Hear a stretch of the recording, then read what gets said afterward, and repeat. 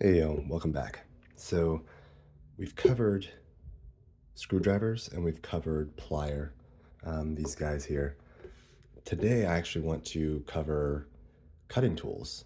And so that's going to be snips, scissors, a chisel or a knife, chisel knife. And so we're going to get that out of the way. And then I'm probably going to do a couple of odds and ends as we go through. But we're making our way through, don't worry. I'm going to have a miscellaneous category too, where we kind of cover some brushes and some other random bits and stuff, bits and bobs. So for cutting tools, I'm going to get those laid out onto the table for you. I also snagged some honorable mentions that don't live in this kit, but I do use them fairly often. So here's all my cutting tools. I actually had a couple of more than I thought I would. Going from left to right, typical box cutter. I've had this for 20 years probably. U-line, all steel, and you've got the standard ability to house blades in here as well.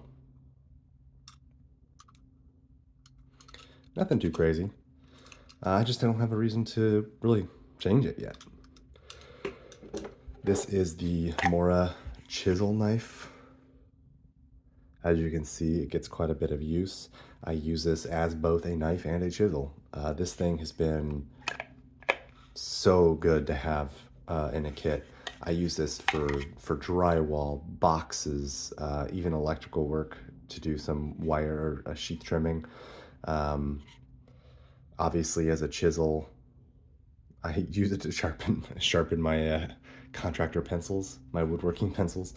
I use it for a lot, and as anybody who's in the knife world knows, Mora is a great bang for your buck. This wasn't too expensive when I bought it, but I think it's gone up in price since. But I will leave links to some of this stuff below if I can find it. Made in Sweden. So yeah, Mora knives, especially this chisel one for woodworking or just kind of utility, amazing. The next one's probably one you won't see too often. There's actually a pair of medical shears. I just ordered a couple of on Amazon, but I also have some friends in the medical field who have provided me with some. So I've got these strewn across the house. I use them in the kitchen. I use them in the garage. I have some in my first aid kit.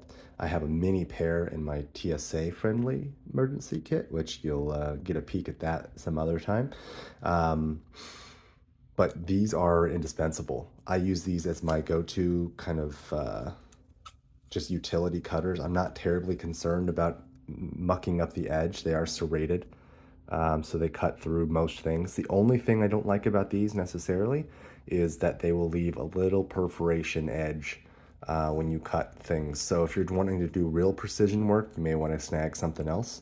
But for just general cutting and snipping, I mean, this will cut through wire, this will cut through cardboard, fabric, everything. As you can imagine, EMTs need to cut through everything to get people's clothing off. So these are wonderful to have, and they're super light, they're super inexpensive, but I've had these for at least a year and a half, maybe 2 years, and I have yet to come across an issue. They do have this ring cutter down here. However, I typically use that for just snipping wire, you know, cool to have.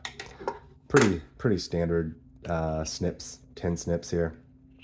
I use these for what you'd expect, cutting thin sheets of metal, whether it be aluminum or steel or other just random sheet metal. These are really great to have. So I do a couple of crafts with old coffee cans and stuff, making stoves and, little wood burning stoves or alcohol stove stands or just random things with old metal cans. I've used this pretty often to make a actual alcohol stove out of an old soda pop can or beer can. But can't really go wrong. You can use this to cut threshold strips and just all kinds of stuff. I don't usually use this for cutting any cable or anything, but you could. I mean, I don't know why you wouldn't be able to. Just keep in mind that there are specific ones for which hand you're using so you don't muck up your material. If you've never used tin snips, there's actually a specific way that these need to cut. These are the straight ones for right hand.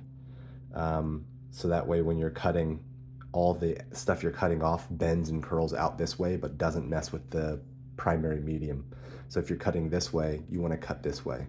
That way everything on this side is nice and clean, but it'll curl and kind of get all destroyed as it comes out the other side.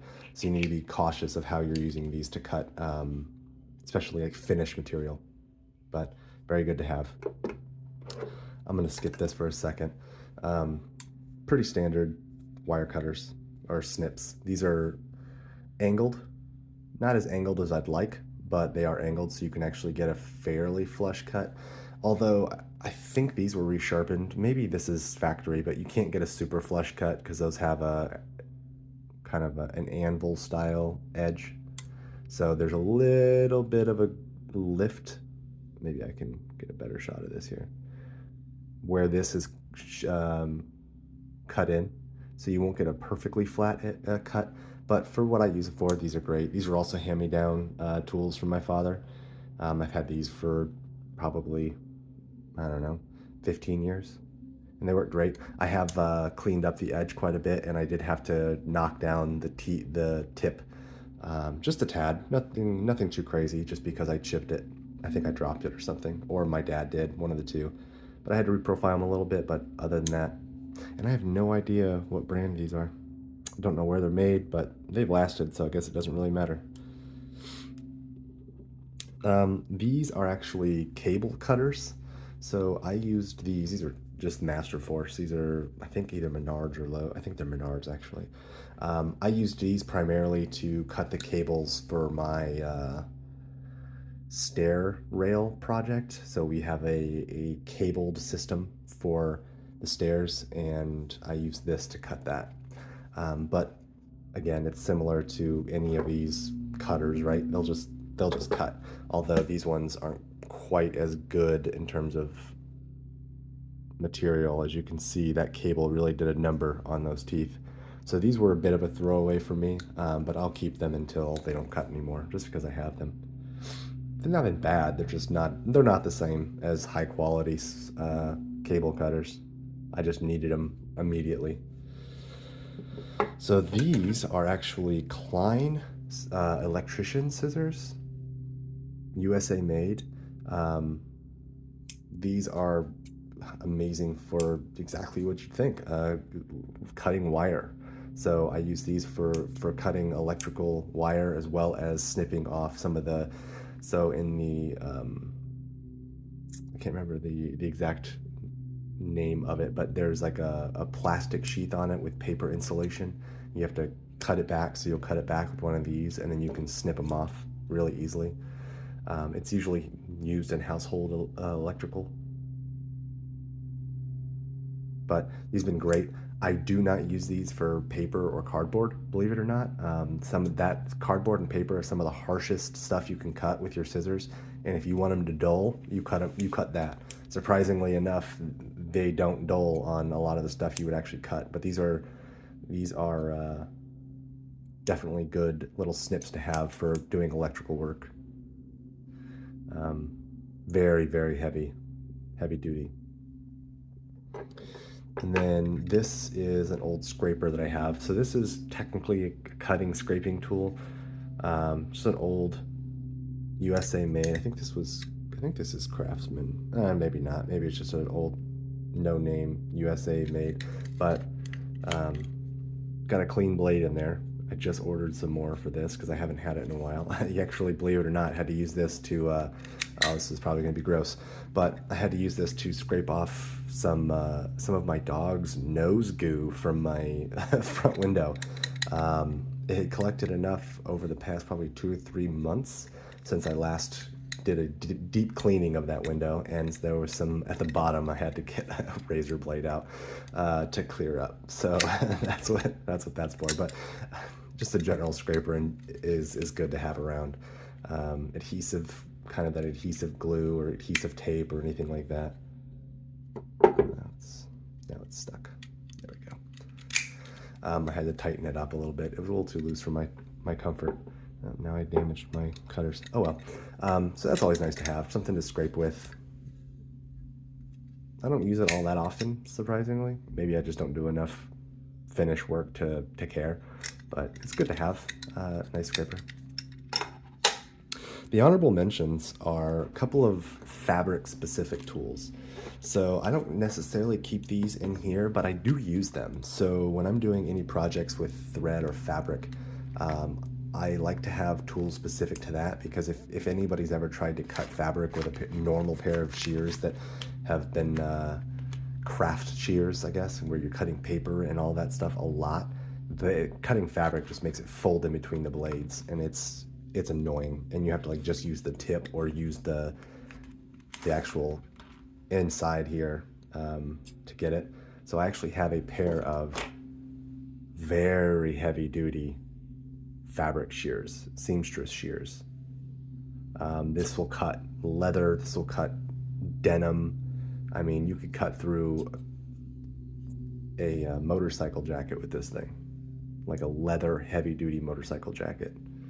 These are phenomenal, but I'm very particular what I will cut with them. I wish maybe I'll grab another pair for utility scissors, because you can definitely sharpen those things.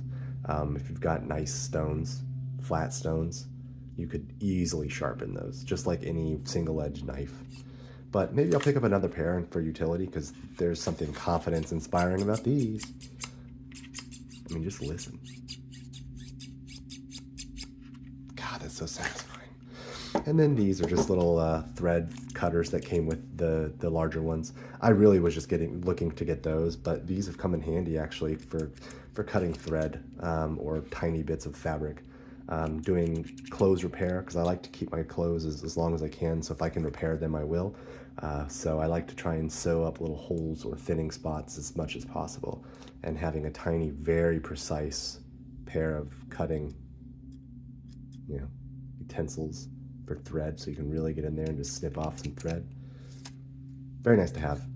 They're not the greatest. They're super inexpensive. Well, these were free because it came with that, but yeah. So that is my toolbox cutting tools. So it's another pretty quick one today. Again, per usual, if there's any suggestions, maybe to replacing any of this, or you've had really good luck or bad luck with anything I have here, let me know in the comments, because I'm still always trying to upgrade and learn more. And some of you guys may have a lot more experience with this than I do. I only have limited experience, so I'm still learning. So if you've got any ideas, any suggestions, or any questions about any of these tools, or maybe I did something wrong, let me know that too. But yeah, if you like this stuff, feel free to subscribe. Come back. I post every Tuesday and Friday, so look forward to that. I'll catch you guys next time.